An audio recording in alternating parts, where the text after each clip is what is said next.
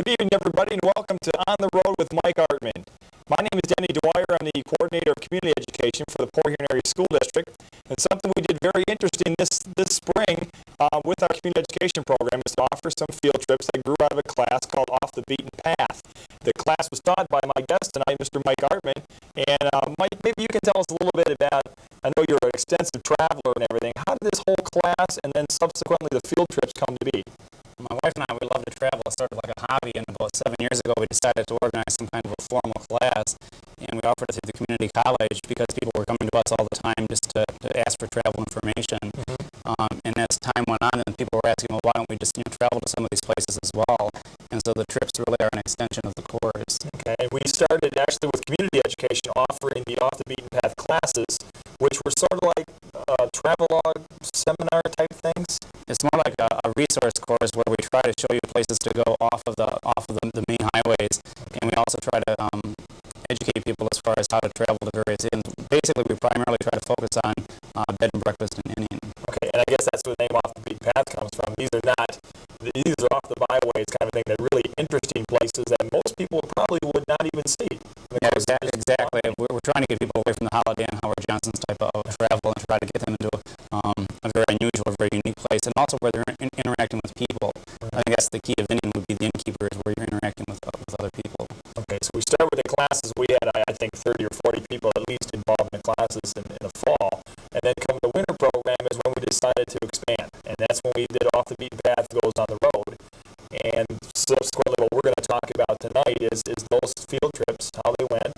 And maybe you could talk about, I know you have thought about doing those for a while, too. The idea came to you a long time ago. Yeah, we originally have taken trips before, and then we sort of put it on the back burner, and now we're doing this again. And we've gone on 3 trips so far this spring. We've gone to Marshall, Michigan in March, and then we went to the Canadian Inns in April, and now we've also done the Amish weekend in May.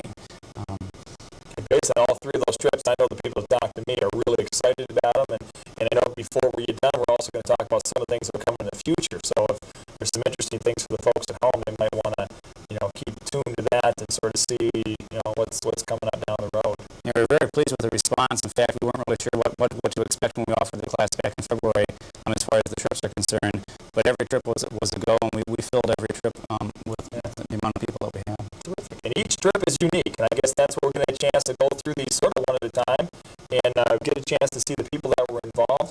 We have some slides that you were nice enough to bring along with you that will show us some of the things that you saw with the group and also some of the people that were involved, which will be fun. None of these are too personal. That's true. These are all. We could have brought other ones. We're going to stay away from those. I guess in order that we did them, maybe we could then go on to the slides. Sounds fine. So back in March, what we do is try to offer 3 very different types of trips. And so our first trip was back in March when we offered a Victorian home weekend in Marshall, Michigan. And what we did was to stay at the National House, which is the oldest operating in the state of Michigan.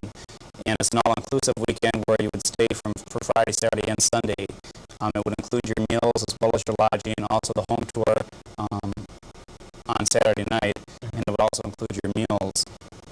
I know one of the slides, it starts off with the fountain, and then obviously the National House itself, which looks like a really interesting kind of a place. What's the inside like? It's very country. When you get to the end, you'll be greeted by the innkeeper. Like I said, it's a country, and it's an example of a country, and it's not a Victorian inn like we have here in town. And like I said, it is the oldest operating in the state of Michigan. It was a bicentennial project as far as restoration. So it's been around since 1976 as far as the current inn. And you worked with this innkeeper basically to set up the details? Yeah, we worked with the innkeepers on all of the trips. This trip was sponsored by the National House, as compared to the one that we took in May. Okay. Maybe take a look at our next slide. And this is some of the interior. Yeah, as you can see from the photograph, like I said, this is a country inn, as compared to, as I mentioned before, the Victorian inn. And also here you have, or this photograph here shows the opening welcoming party that we had, or the welcoming reception that we had that night on Friday when we got there. That was it. You got there Friday night, you stayed Saturday, came back Sunday? Yeah, you get there on Friday night, there's a welcoming party where you meet everyone who was staying at the inn. Okay, and in this case, like with the welcoming party, what was the ratio? Like how many of our people were there and there was people from other I think we booked half of the inn for the weekend, so we had approximately 6 or 7 rooms.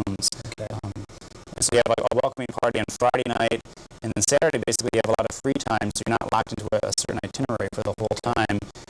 Saturday night, you have a gourmet dinner with the owners of the homes that you would be going to. Also, they have an hors d'oeuvre party or a cocktail party before. Then you have the home tour itself. So the welcome reception mainly was just to kind of get everybody To meet the innkeeper and also just to meet the other people who are staying at the inn with you, as well as even getting acquainted with the people that went with us. A lot of the people that went on that trip didn't know everyone, so even the people from Port Huron were getting acquainted. Oh, and then you got to get a chance to mingle with everybody. And this group mixed very, very well. I mean, it was a total success. That's the fun part. Okay. And so, there's some other things that we had some shots of the trip. Which some of This gives you an example as far as some of the bedrooms that if you were to book a trip like this. These are some of the rooms at the National House. Okay. So they range from, in this case, some of the rooms are country, some are Victorian, but for the most part it is a country inn. That's the nice part. This is so unique. And now, is this? This is not the inn. This is the Honolulu House, which is right across the street. Like I said, the focal point of the first trip was to take a home tour at night. It would be a candlelight home tour. And sometimes the Honolulu House would be featured. Other times, homes such as this. These are some of the home tours you took? We've been through all of these homes, and these are the types of homes that you would be viewing. They're private dwellings, they're private residences. The people have restored the homes. They love to show off their homes, and I guess the reason for their success. Yeah. Okay. And here's our first group that we took back in March, as we were leaving on Sunday to come home. And everyone thoroughly enjoyed themselves. I know we talked to them about evaluations of the trip and so on, and they were really, they loved going and would certainly like to go back again. So I think that's the interesting part is this is something that most people would not do, maybe on their own, and you really took care of all the details. Basically, all they had to do was just be at the right place at the right time. Exactly. That's what we try to do, is try to get people. The hardest thing is to get people to go to an inn to begin with. Once you get them there, then they will probably go back on their own, but just to get them there, that's, I think, the big hurdle. And I know this Marshall trip, you talked about that in one of the classes, and I remember a lot of people mentioning that sort of piqued their curiosity to want to go see this place now, because what I'm trying to do, I think, with the program, with the community education program right now, is I'm offering the travel logs where I will show them where we can go, and then the trips are sort of an extension. So I'm getting them interested by the travel logs, and already we have a trip signed I already booked for October. Perfect example of our community education process that you're doing there, where we're getting the ideas from the people in the classes and subsequently setting them up. And also, we're open to ideas. If somebody wants to go someplace, then we would check to see if we can do that. Okay. A couple of years ago, some people wanted to go to Elora, Ontario, and so we checked into the Elora Mill-Inn, and we were able to then take the group there. So if people want to go to a specific spot, we could probably arrange that as well. Okay, again, on the idea that these are all unique trips, we did the one-day trip, April 30th to the Canadian Inns. Maybe you can tell us a little bit of why was that unique from the other trips? Well, the other two trips were weekend trips. A lot of people said they could not go for an entire weekend, but they could go for a day. So we offered a day trip to Canada, and we decided to go to the Ben Miller Inn, which is a former woolen mill outside of Goderich, Ontario. And we went there and we had lunch. And then we came back to the Little Inn, which is in Bayfield, and we had an afternoon tea. Okay. Now, the one-day trip you left in the morning? We leave around 9:30, 10 o'clock in the morning, and we returned around 6 or 7 o'clock at night. Which I know from the standpoint we were registering people was a real nice facet of it. For example, senior citizens that don't want to go for a weekend, they just want to go the one day. And yet, in that one day, they saw a couple of different inns. And again, I think the key is they get a chance, as you said, the other trip was they get a chance to mingle with the other folks and meet some new people. And they can meet other people, but also get a chance to compare. We like to expose them to as many types of inns as possible. What's nice about the Ben Miller is that the Ben Miller is a very commercial trip. Or it's not a commercialized inn, but it's a larger inn, whereas the Little Inn is a smaller inn. And it gives them a chance to compare two different types. Okay, and the innkeepers at these inns obviously are real wide open to having these groups come in and ready to do the tours, and certainly love the opportunity to bring groups in like the one that you did. They're very receptive, of course, because we're bringing them business and hopefully return business too. And that's one of the questions on our evaluation. Would you go back to the Ben Miller or to the Little Inn? And everyone has circled yes. Which is our end result. Sure. Give them a chance to see something new. The idea that they go back on their own sometime, but that first time around, you start to get them to set up the time to try it out once. Exactly. So that's the whole concept behind our course as well. Okay. It's just to expose people to this type of traveling and hopefully get them off of the expressway and show them what there is to see and do. Typically, these innkeepers are just really... That's the key. That's the key is the innkeeper is far as inning is concerned. You could have a beautiful inn, but if the innkeepers don't have the right personality, it just won't make it. In fact, our Amish weekend that we took back in May, the former innkeepers, they loved the restoration of the inn, but as far as their personality, they weren't really innkeepers, and as a result, their business never really flourished. Now the new innkeepers have taken over. They're very people-oriented, and as a result, the inn is just growing by leaps and bounds. And our next trip was actually then to that inn. It was to the Amish area of Michigan and Indiana. Okay. And this was a weekend trip, like it was a weekend trip. It was the first time we've gone there. We were sort of not concerned, but it was the first time we'd gone there. We weren't really sure how the people would take to it. And I think of all of the trips, this was probably our most successful. Okay. Now, we talk about this Amish weekend. Where exactly did you go? I guess we stayed south of Kalamazoo in a little town called Mendon, and we stayed at the Mendon Country Inn. Okay. And then from there on Saturday, we went down to Shipshewana, Indiana, which is the heart of the Amish area in Indiana. Okay. And what we did on that trip was we told people where they could go. We gave them extensive maps and brochures as far as our recommendations. We said, Saturday you're on your own. The only thing is at 5 o'clock we're meeting at this restaurant for dinner. And then we had our breakfast that morning. We said goodbye to everyone, and at 5 o'clock we all got together and we had a chance to tell what we'd found, what we saw for the day, or during the day. And again, as each of these, as we said before, is so unique. Now with this one, you pretty much set up some of the extra things. Again, the extra activities and sometimes the innkeepers will set up an itinerary of things you can do, and in this case, you sort of did that yourself. The Marshall trip was pre-planned. Basically, we got the people to Marshall, and the inn took over. And this trip, we had to organize it all on our own. We were working with the innkeeper on that.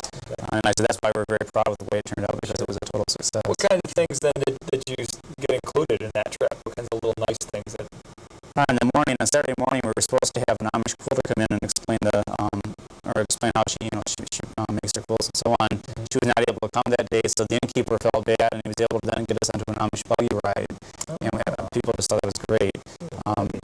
And then also on Sunday, we were able to go to a house called King's Mill. It's a private home, but it's an older couple, and they've restored a mill. They have a mill pond and a dam on their property. The garden, or the yard basically is a huge garden that she has landscaped. And they're just very interesting people, and it's a place that nobody would ever be able to go to unless they knew the people to contact to get there. Right. Okay. And that's, again, the key that you kind of provide the contacts and the opportunity to, someone who's so busy, this kind of gives them the time to say, now's the time to go. Exactly. Basically, we get the people to, we get them to sign up for the trip, then we get them there, and then we show them what to do. But any other special things you remember, like about the Mendon trip that you need? Well, the buggy board ride, I think, was probably the most interesting. Everyone talked about that. Also, on Saturday night, we tried to have some kind of entertainment or whatever. That night, we had folk singing. The innkeeper was a folk singer. In fact, he traveled around the country researching some of the folk songs. And he had a local folk singer coming from the area, and then the two of them did a little performing for us that night. So I tried to have some kind of entertainment on Saturday night. He had a home tour, in this case, folk singing. Also, you're like Cola, Michigan, so we're thinking maybe having a magician come over and put on a magic show. That's right. That's something like that, yes. Michigan, whatever, yeah. Okay, perfect. Now, overall, the 3 sets of trips, what kind of numbers were we talking about? How many people got involved in these? On the Marshall trip, we had approximately 12 people. I think we had between 10 and 15 on the Canadian trip. And the Amish weekend, we had 20 people go, and we had a waiting list of 4 to 6. So, I mean, we could have accommodated probably 25. The only problem was the inn only could accommodate 20. So we had really booked the whole inn for the weekend. So we started off well. There's no doubt about that. What are some of the things that we're kicking around to maybe do in the future? Well, one of the things we did on the way back from the Amish weekend was to stop back in Marshall again to show some people some new places that are going to be opening up this summer. And one is McCarthy's Bear Creek Inn. And we stopped there, we met the innkeepers, we introduced them to Mike and Beth McCarthy, and they showed us what they're working on. They're converting a barn into guest rooms that's supposed to be opened in July. When the people saw the facility, they were so impressed that when we said we were booking a trip there in October, they've already signed up for it. In fact, a lot of the people said that whenever we do a trip, they want us to let them know, and they will go. Okay. So, I mean, we've already, I think, have the October trip booked already, or at least, fairly. Sure. It certainly started off well. I think that's the key, when you start something and do it as well as you organize this time around. And I certainly had a great time working with you, because it's a unique program that a lot of people really wanted to see happen.